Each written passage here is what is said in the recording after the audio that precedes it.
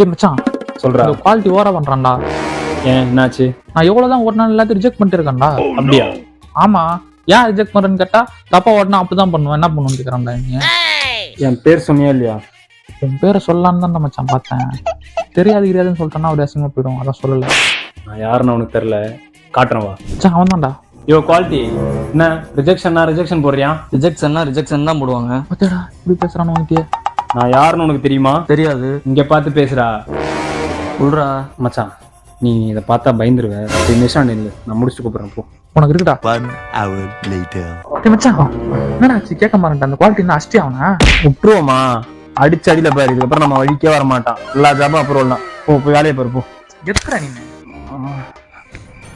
ஏதோ காலில் விழுந்தேன்னு 4 அடியோட விட்டேன். இனிமே என் வலிக்கு வந்தா அவ்வளவுதான். வரமாட்டானா? இவன் டம்மி தான் போட்டிருக்கு. ஏய் வெக்கமா இல்ல?